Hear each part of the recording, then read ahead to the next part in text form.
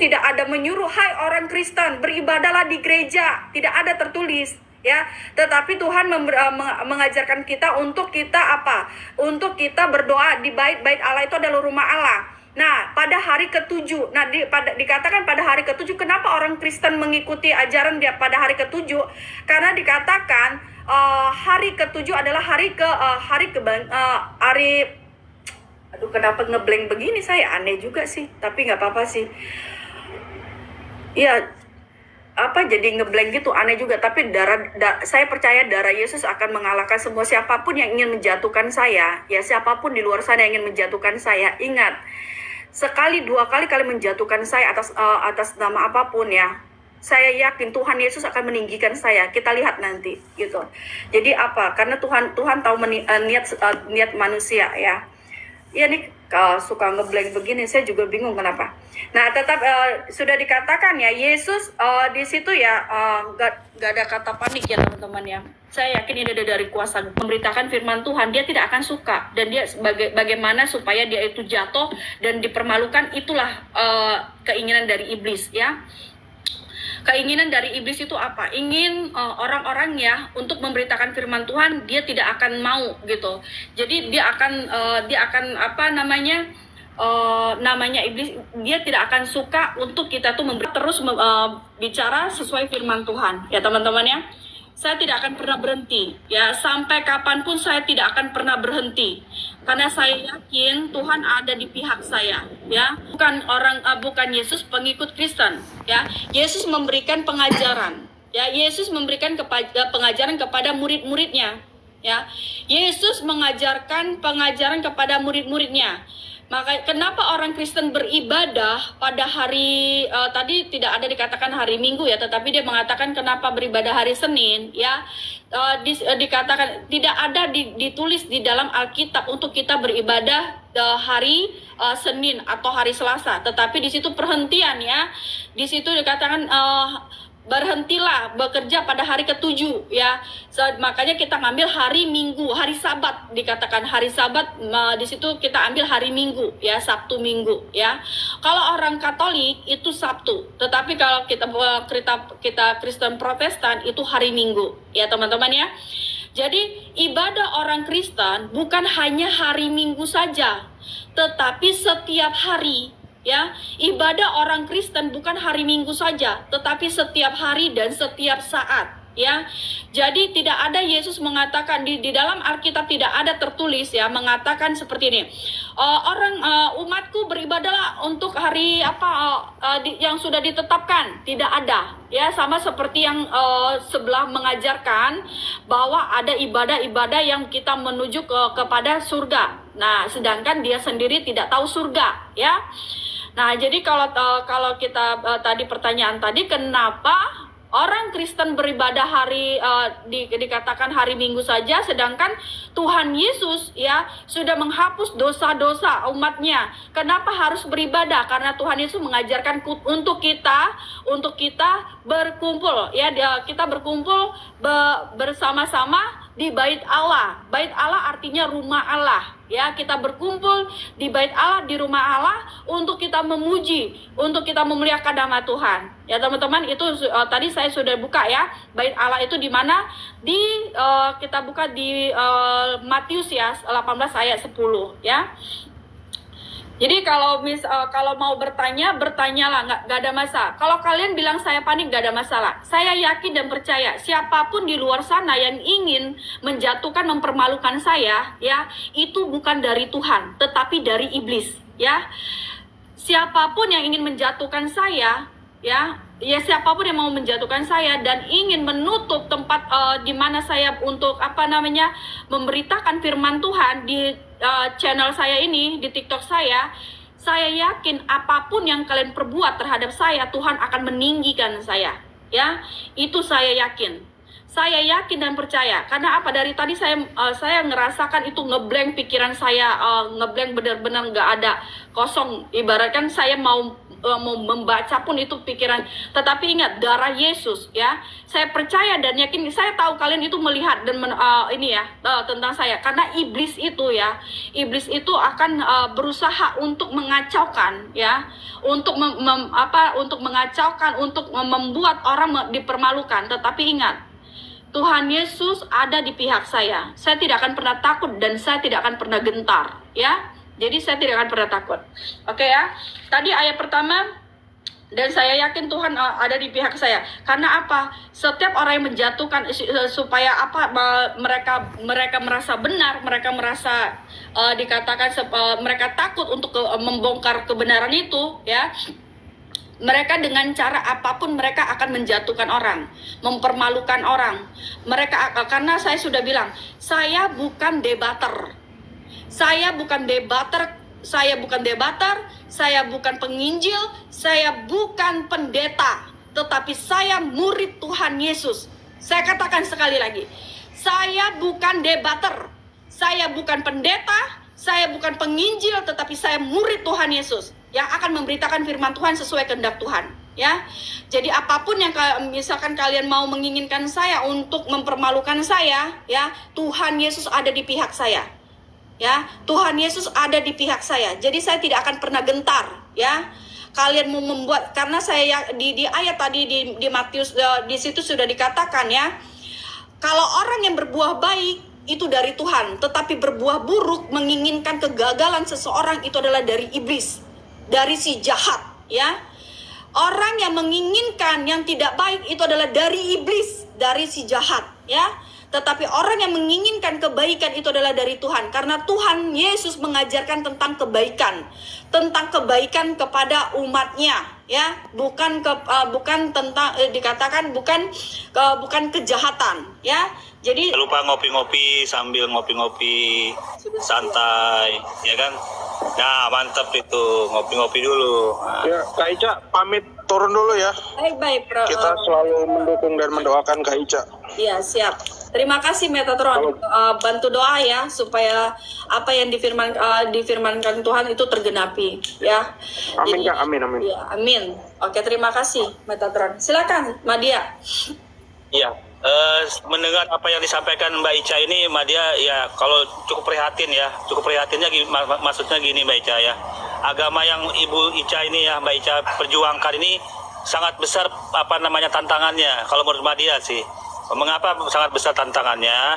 Yang pertama, batu sandungan yang pertama, Ibu Ica akan berhadapan dengan ajaran Yahudi dengan kitab Tauratnya yang masih asli, yang bahasa Ibrani. Karena Yesus juga seperti itu, Bang Madia. Pada saat Yesus memberitakan firman Allah, ya, dan di situ sudah dikatakan, ya, untuk menyampaikan firman Allah, ya. Nah, ya, makanya saya bilang siapapun saya tidak akan gentar karena Tuhan ada di pihak saya, gitu. Karena setiap orang yang berniat jahat terhadap siapapun yang memberitakan firman Tuhan itu bukan dari Allah, tetapi itu dari iblis, ya. Tetapi kalau dia sudah tahu kebenaran itu dan dia itu memberitakan firman Tuhan dan itu dengan kebaikan, itu akan dikatakan itulah dari Tuhan, karena Tuhan tidak mengajarkan yang jelek. Tuhan Yesus tidak mengajarkan jelek, Tuhan Yesus tidak mengajarkan apapun, ya, tentang keburukan, tetapi Tuhan Yesus mengajarkan kita untuk menjadi orang benar supaya kita itu berkenan di hadapannya, gitu. Jadi kalau memang tantangannya itu pasti banyak, itu sudah pasti. Karena apa? Karena kita sudah melihat, ya. Jangankan saya, Tuhan Yesus saja, Tuhan Yesus, teman-teman, ya, Tuhan Yesus sudah dikatakan dia adalah firman Allah yang hidup, ya. Pada saat dia menjadi manusia, Yesus di situ diolok-olok, dihina, dicaci, dimaki, dan dikatakan orang gila. Dan banyak orang-orang fasik yang menyatakan hal-hal yang tidak baik terhadap Tuhan Yesus. Dan saya tidak pernah, ibaratkan saya tidak akan pernah menggubris siapapun. Karena Yesus saya juga sudah dihina. Dari awal Tuhan Yesus sudah dihina. Kenapa saya mesti takut? Sedangkan Tuhan Yesus aja dia mati di kayu salib untuk saya. Kenapa saya mesti takut? Saya tidak akan takut dan gentar karena saya percaya perlindungan Tuhan yang hidup, Allah yang hidup ada bersama saya. Gitu. Jadi nggak takut. Ya, jadi oke ya, pendapat Ibu Ica seperti itu. Ada 4 sih yang Madia nilai yang sangat berat ya tantangan Ibu Ica ini. Yang pertama tadi kan berhadapan dengan orang Yudaisme yang awalnya kitab suci bahasa Ibrani asli. Dengan pemahaman keyakinan mereka kan Tuhannya Hasem. Sedangkan Ibu Ica Tuhannya kan Yesus, padahal dengan kitab suci yang sama. Nah itu kan tantangan yang pertama. Yang kedua, bagaimana pendapat Ibu Ica? Tantangan yang kedua ini, Ibu Ica berhadapan dengan ajaran bidak-bidak. Kan sampai saat ini kan sering didebatkan Tuhannya. Tuhan Ibu Ica ini sering didebatkan antara Billy, Malikil, Pak Bom Bom dan lain. Ini kan tantangan berat loh ini. Sampai saat ini kan Tuhan Ibu Ica masih didebatkan. Artinya belum tahu mana yang benar nih. Jalan keselamatannya ini bagaimana ini? Menurut pendapat Ibu Ica? Oke. Kalau misalkan diperdebatkan, ya kalau mereka ibaratnya seperti ini loh teman-teman. Orang Yahudi tidak percaya kepada Yesus, ya. Sedangkan Yesus mengatakan di situ sembahlah Allah, ya. Yesus menyatakan di situ sembahlah Allah. Jangan di kita buka di Yohanes ya. Kita buka di situ, bukan karena engkau memanggil namaku Tuhan, Tuhan, ya. Di situ sedangkan Yesus aja menyuruh kita menyembah Allah pada saat Yesus di dunia, ya. Dia ada di dunia, dia menyuruh menyembah Allah Yahweh yang Esa, ya. Tidak disuruh menyembah aku, tetapi menyuruh menyembah Allah yang Esa, ya. Ya, makanya kita itu menyembah Allah yang Esa, Allah yang Yahweh melalui firman-Nya yang hidup.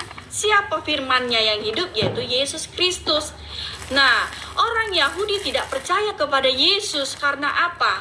Satu, ya, yang saya perhatikan, kenapa mereka tidak mau mengikuti, kenapa mereka tidak mau mengakui bahwa Yesus itu adalah Sang Juru Selamat, bahwa Yesus itu adalah Juru Selamat, ya, umat yang percaya kepadanya.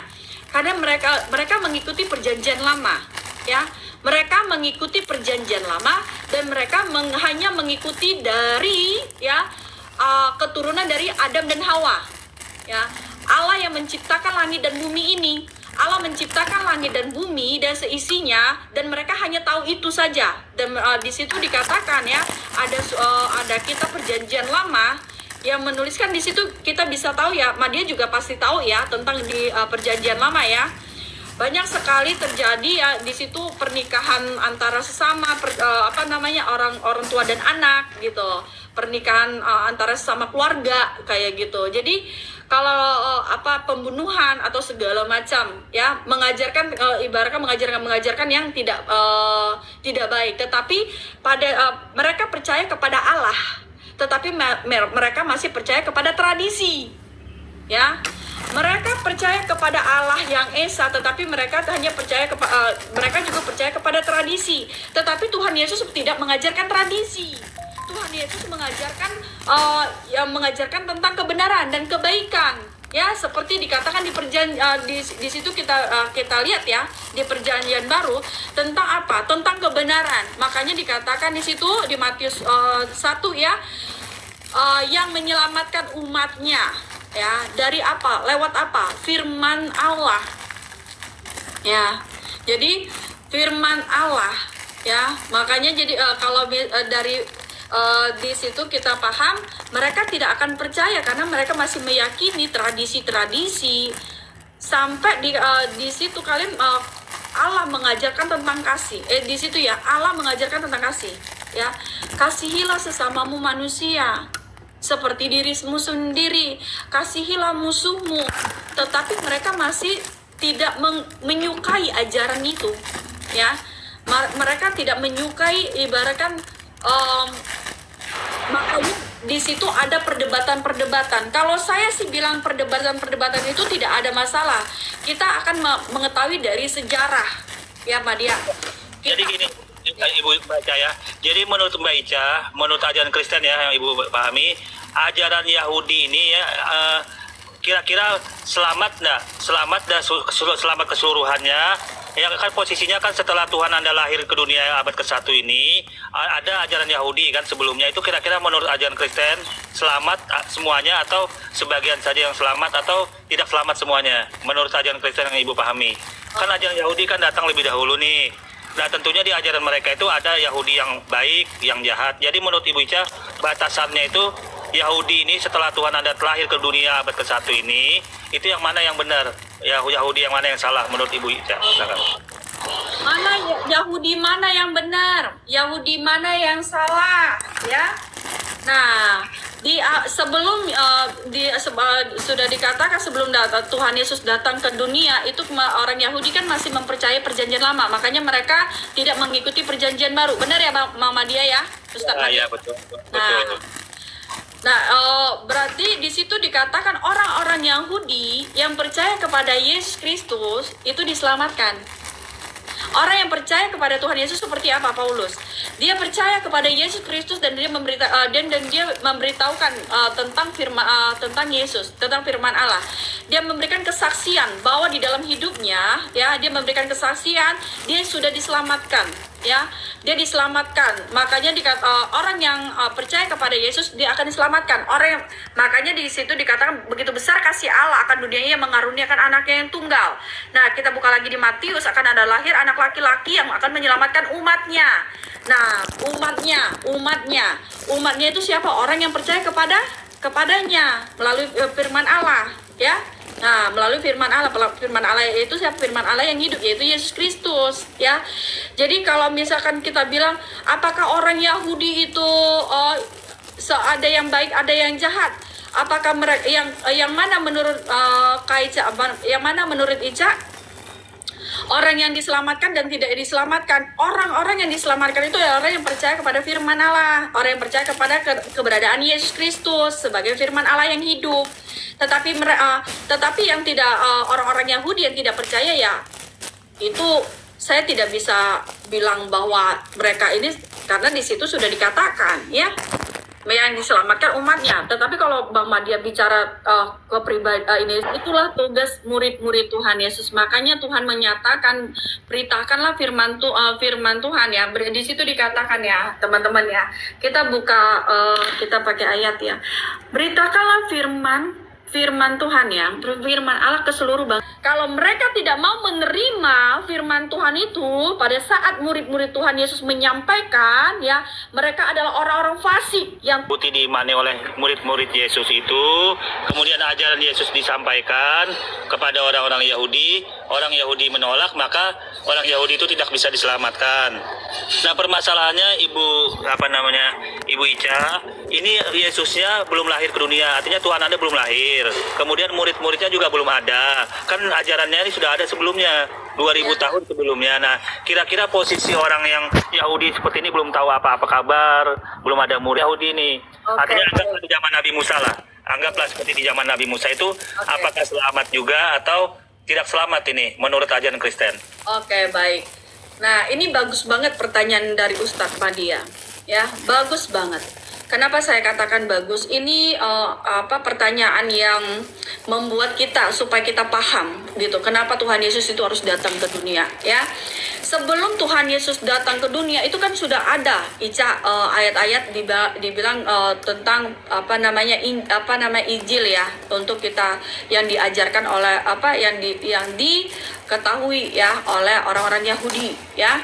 Nah, tetapi pada saat itu mereka hanya percaya kepada Allah yang menciptakannya, seperti saya katakan tadi yang awal mula. Mereka percaya kepada Allah. Ya.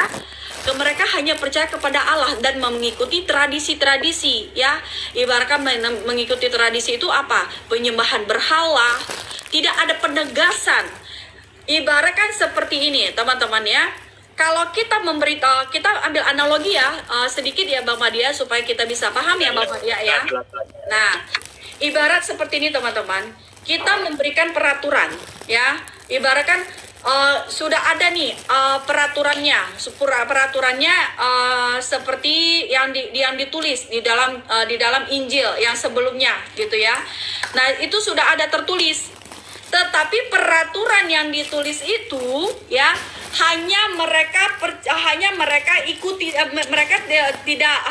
mereka tuh hanya mengikuti saja, ya. Hanya ibaratkan mereka itu hanya ibaratkan ini begini, tetapi tidak ada yang menekankan. Kita mengambil analogi analoginya seperti ini. Saya membuat peraturan, ya. Saya membuat peraturan untuk apa? Untuk orang-orang supaya mengikuti peraturan saya. Tetapi saya tidak menegaskan. Saya tidak ada menegaskan. Jadi orang ibaratkan peraturan yang saya buat itu mereka anggap remeh. Mereka menganggap itu peraturan yang hanya sekedar peraturan saja. Mereka tidak mengambil pusing tentang peraturan itu. Mereka hanya mengikuti ibaratkan ajaran-ajaran yang seperti yang dikatakan itu menyembah berhala. Mereka percaya kepada hal-hal yang tidak baik, yang syirik. Mereka percaya kepada hal-hal yang ibaratkan pernikahan-pernikahan seperti apa. Mereka hanya mengikuti hanya kata tradisi, ya. Mereka tidak mereka itu hanya mengikuti tradisi, tetapi mereka tidak mengikuti. Makanya hanya saya percaya kepada Allah saja. Ini kita ambil analogi ya teman-teman ya, dari pembicaraan diskusi kita di pagi hari ini ya, dari Bang Mandia ya. Kita hanya percaya aja. Saya ini cuman percaya kepada ini aja. Dia aja bos saya. Tapi saya tidak mau, karena bos diibaratkan dia itu hanya memberitahukan ya. Ibaratkan dia hanya memberitahukan, tetapi tidak ada menjelaskan, tidak ada apa. Mereka tuh hanya sudahlah, beginilah, begitulah. Karena apa? Allah itu kan roh, ya. Allah roh, Allah tidak terlihat. Allah itu tidak bisa kita lihat. Jadi mereka hanya mengikuti apa yang tertulis di sini. Yang mengikuti, mereka mengikuti. Yang tidak mengikuti, mereka hanya mengikuti tradisi, ya. Nah, kenapa ya, makanya dibilang kenapa Yesus itu harus datang, ya, kenapa Allah Bapa ya mengaruniakan anaknya yang tunggal untuk kita di situ untuk menegaskan, ya, supaya kita bisa melihat kepribadian Allah itu seperti apa, supaya kita bisa melihat kasih Allah itu terhadap kita, supaya kita bisa melihat, kita merasakan ya firman Allah yang hidup. Ya, kita bisa melihat firman Allah yang hidup itu, kita bisa merasakan hadiratnya seperti itu, agar kita tahu Allah yang kita sembah itu adalah Allah yang hidup, bukan Allah yang mati. Makanya dia memperlihatkan ya melalui firman-Nya yang hidup, yaitu Yesus Kristus, di situ anaknya yang tunggal. Ya, tetapi orang yang sebelum Tuhan Yesus datang, mereka tidak mau mengikuti, mereka tidak mau percaya kepada Yesus Kristus. Karena apa? Seperti yang tadi saya sudah sampaikan, mereka tidak akan mau menerima, ya. Mereka tidak akan mau menerima karena apa? Karena mereka sudah sangat ibaratkan mereka tuh sudah senang akan tradisi mereka. Mereka sudah senang akan Injil yang mereka baca. Tetapi mereka tuh ibaratkan mereka hanya mengikuti saja, tetapi mereka tuh tidak mau kebenaran itu. Itulah dikatakan mereka menolak kebenaran, ya. Orang yang menolak kebenaran, mereka tidak akan diselamatkan, tetapi orang yang menerima kebenaran, mereka lah yang akan diselamatkan. Seperti itu, Maria. Jadi ya. Jadi poin yang Mbak Ica sampaikan ini artinya sesuai dengan Bible-nya ya, akulah jalan kebenaran dan hidup itu ya. Tidak ada sampai kepada Alfa dan Omega. Ya. Yang awal dan yang terakhir, dan hanya di Alkitab yang tertulis, dan tidak ada ayat di ini.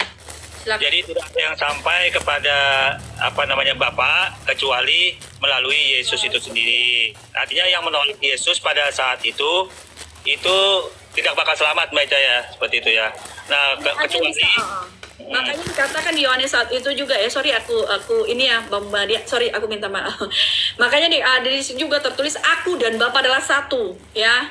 Aku dan Bapa adalah satu. Di situ aku dan Bapa adalah satu. Nah, kita di situ siapa ya dikatakan di situ ya, tidak seorang pun yang pernah melihat Allah, tetapi anak tunggal Allah yang ada di pangkuan Bapa, dialah yang menyatakannya. Nah, makanya dikatakan begitu besar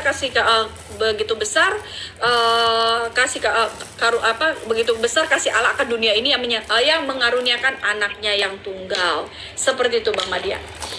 Oh ya, jadi boleh dikatakan bila tidak mengenal Yesus, ya walaupun ajaran sebelumnya itu ajaran Yahudi, ajaran Nabi Musa dengan kitab Tauratnya itu, bila mereka tidak mengenal Yesus apalagi tidak menerima, maka boleh dikatakan mereka itu sesat ya, tidak masuk surga ya Mbak Ica ya. Nabi Musa dan para pengikutnya di ajaran Taurat itu karena mereka menolak Yesus yang datang abad ke-1 ini, mereka tidak masuk surga.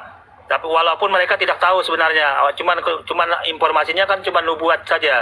Kenubuatan di Bible mereka kan, di dalam Taurat mereka kan ada kenubuatan akan kedatangan Yesus. Jadi walaupun mereka tidak tahu, tidak bertemu Yesus, tapi mereka menolak kenubuatan itu, mereka juga tidak masuk surga ya, berarti ya. Berarti ajaran Nabi Musa dan umatnya itu tidak masuk surga, ya seperti itu ya. Kecuali mereka yang menerima ya kenubuatan itu ya, atau gimana? Makanya di situ ya, makanya dikatakan di Matius 7 ya, yang tadi di Matius 7 ayat 15 ya. Nah, di situ dikatakan ya, waspadalah ya. Waspadalah, di situ sudah ada nubuatannya ya, akan ada nabi ya. Di situ di Perjanjian Lama sudah ada, dan mereka tidak akan percaya ya. Maka mereka tidak percaya bahwa yang disampaikan di Perjanjian Lama bahwa itu adalah Yesus ya, pada saat dia datang ke dunia ya. Nah, di situ mereka tidak akan percaya itu. Karena apa? Karena mereka tuh hanya percaya kepada, saya hanya percaya kepada, ya seperti yang tadi saya analogikan ke Bang Madia gitu. Nah, kita buka di Matius 7 ayat 15 tadi ya teman-teman. Di situ sudah ditekankan ya, sudah ditekankan untuk kita berwaspada ya. Apabila pengajarannya baik ya, dia akan berbuah baik. Apabila pengajarannya buruk, dia akan mendapatkan kesesatan ya. Oke, saya akan baca ya, sorry ya. Di Matius 7 ya, ayat jalan yang benar orang yang bukan di Matius tadi, di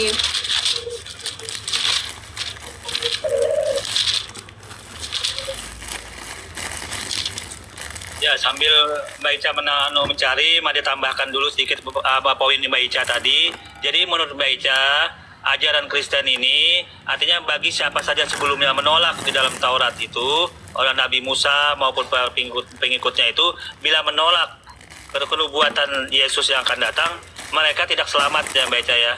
Kecuali mereka, ya seperti itu. Dan walaupun saat ini mereka banyak yang menolak, hanya 2% saja yang menerima Kristen di Israel sana. Itu artinya mereka juga tidak selamat. Di Israel. Ya. Di Israel hanya 2% saja yang menerima Kristen. Iya. Di Israel. Madia baca data statistik resmi saat ini, agama yang tersebar di sana hanya 2% saja yang menerima. Di Israel hanya 2% saja yang menerima orang Kristen. Iya, coba Ibu Ica baca di Google data statistik resmi bangsa Israel saat ini. Yang pertama Kristen 2%, Islam 14%, sisanya orang Yahudi. Itu agama yang tersebar sekarang ini berdasarkan data resmi negara Israel saat ini. Agama Islam 14%, Kristen 2%. Selebihnya itu agama Yahudi. Nah, jadi orang Yahudi yang banyak itu, yang 80% di sana, menurut ajaran yang Ibu sampaikan tadi, tidak bakal selamat, ya kan? Karena dia menolak Yesus. Ada yang menerima, yang selamat cuma di Israel sana cuma 2% Ibu. Cuma 2% saja yang menerima, itu bakal selamat itu nanti. Menurut ajaran Kristen loh ya ini. Menurut yang sampaikan oleh Ibu. Oke, nanti saya lihat sejarahnya ya, karena saya belum lihat sejarah. Karena kalau misalkan udah kata sejarah gitu, nanti saya akan cek dulu ya teman-teman ya. Tapi kalau bicara tentang firman Tuhan, ayo kita ini. Tetapi kalau sejarahnya itu setahu kalau dibilang Israel